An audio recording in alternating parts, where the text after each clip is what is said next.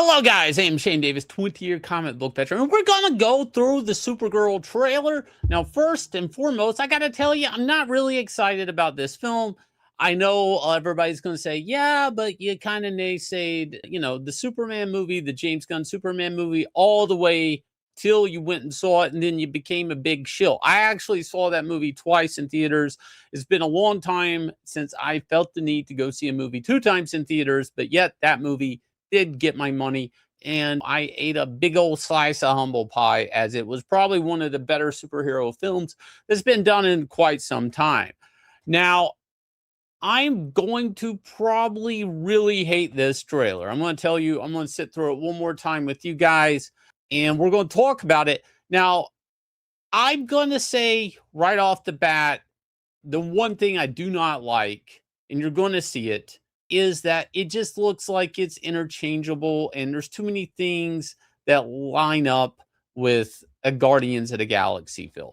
I just don't like that aspect of it. Now, does that mean it's bad? No. In a world where Guardians of the Galaxy didn't exist, the movie, the Marvel movie, this would feel refreshing and new. But instead, to me, honestly, I feel like it just feels like more of the same.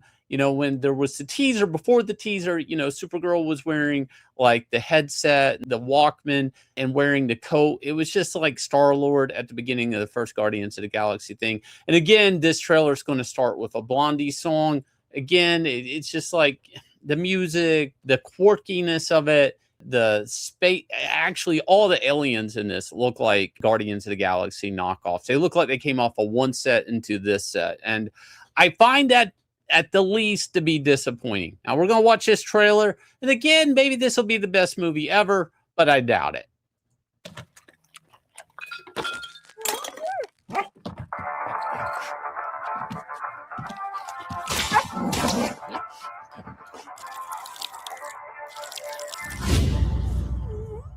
You managed to get most of it on the paper this time.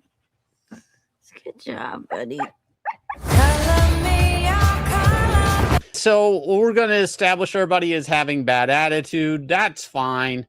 The dog has a bad attitude like we saw before. Crypto, yeah, that's fine. They blamed her for the bad attitude, and you can kind of see that. And I feel like, again, I'm not the biggest Supergirl fan, so it's just not what I was expecting out of Supergirl. Now, I'm sure they're going to explain from her past. There's a reason she has this bad attitude, but it just feels like this is, I don't know, the thing that they want the teens to feel today, the quirky girls, all of that. Again, I look at this, I'm like, who is this movie for? Hi, cars are out. Hereby declare the 23 will be the best year yet. All right, so she's 23 in this movie, okay? Just so everybody knows, she is of drinking age. On Earth, God knows what drinking age is throughout the galaxy. But on Earth, she has at least got to be 21 to be drinking. Now, this was established that she was going to red suns to get the effects of alcohol. So what, for normies that don't know, a red sun, that was the sun that Krypton had, makes them normal, right? It's the yellow sun that gives them the superpowers. So being at a red sun planet, it's going to take away her superpowers to some extent and slow down her metabolism so she can actually feel the effects of alcohol. Now, this is space booze. I want to say this is space hooch. So that might be a little bit different.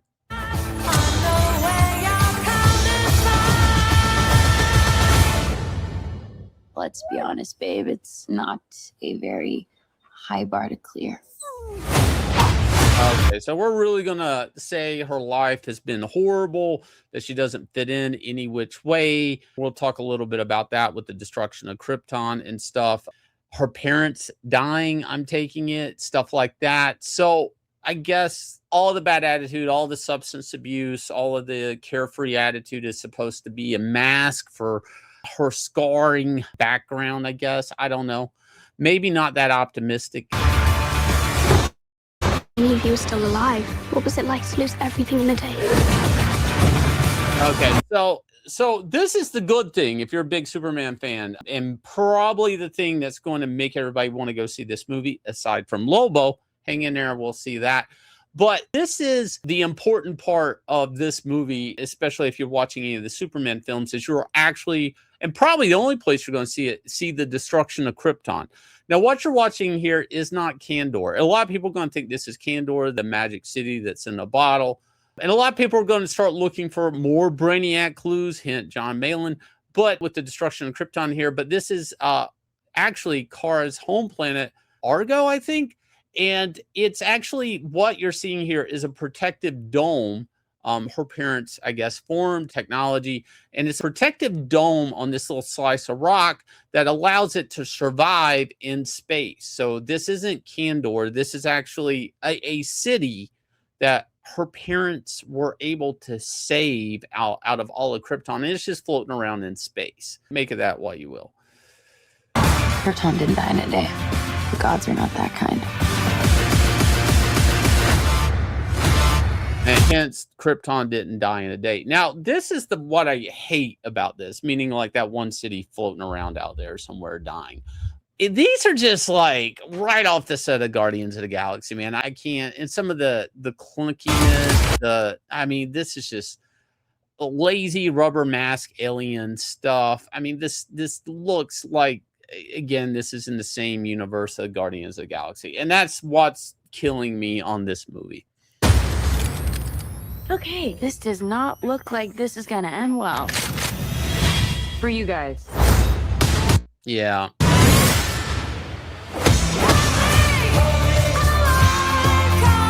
Major bad guy in the film, I guess. New character, I think, from the Tom King run. Wouldn't know, didn't read it. And probably a bad move on their end. Do others on your planet have powers like you? No, it's a pretty small group of two.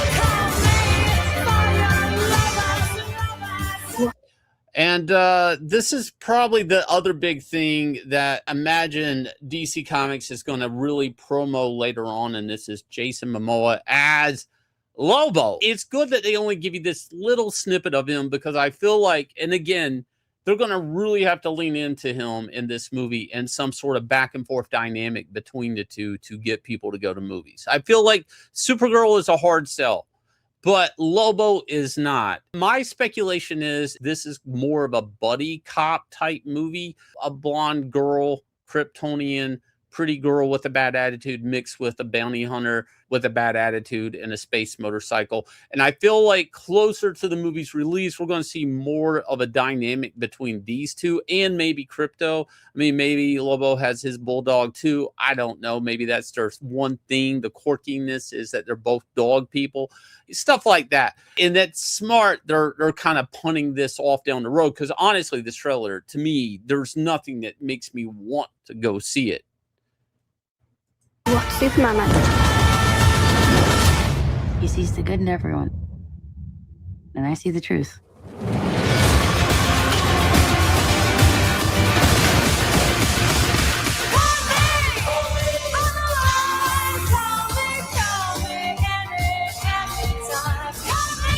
Now, a couple of things in here is it did show her use her heat vision. It does not really show her flying outside of a scene or two. And even then, the scene where she's flying and breaking the Earth's atmosphere, there is a yellow sun there. So I do suspect either the fight in this movie does go back to Earth, He sees the good. or there's at least a flashback to Earth, because that is a yellow sun on the horizon there, and she is flying.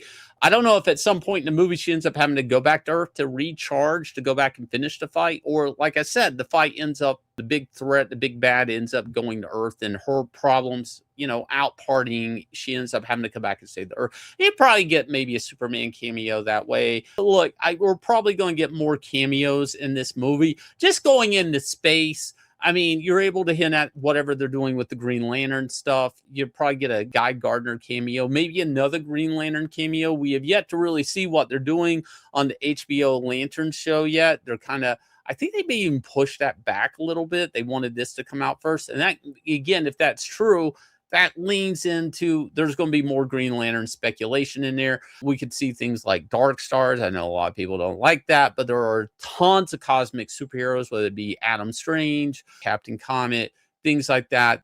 DC can put in this tons of cameos, their whole cosmic library of characters. And again, depending on what they're doing with the Lantern Spectrum and what they're going to do in the Lantern TV show, there's been speculation that maybe they're hinting at a Red Lantern, Atrocitus in that.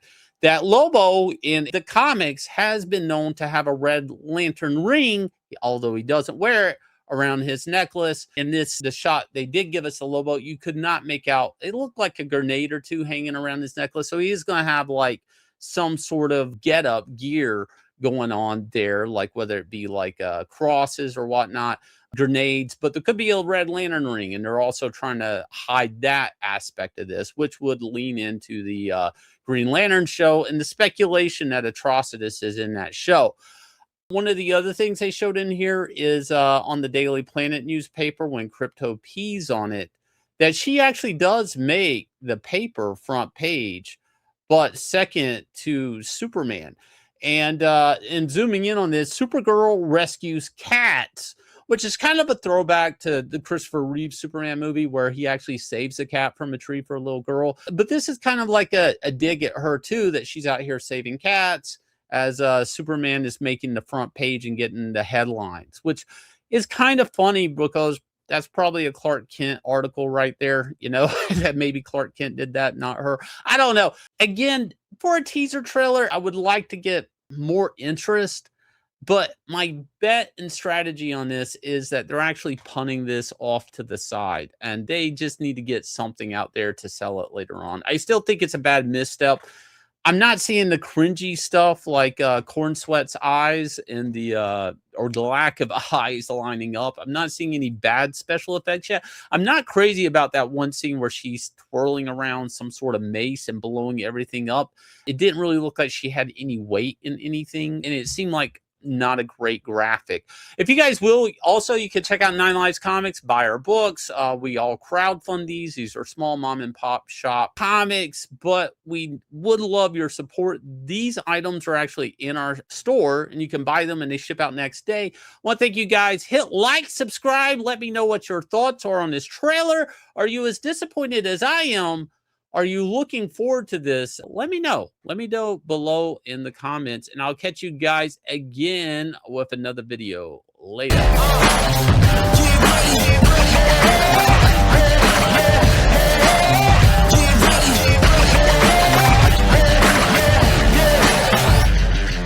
Guess who stepped on the scene? I got greatness all in my jeans. Ain't no way that I can slow down. I'm laced up, look how I shake the ground. Can't touch the crown, but you can kiss the ring. Close your eyes and see how I live a dream. I'm too smooth, MJ with the lean. Don't be fooled, I came through with the team. This is over their heads, how high can it go? I'm too over the edge, got my eyes on the goal. And we right back at it, keep them right on their toes. Look at the way that I move, this is all that I know. Cause I got the drive, I put it in gear. Line them up, I don't see no competitor team. If it ain't first place, we really can't settle for it. Listen up, get ready for it.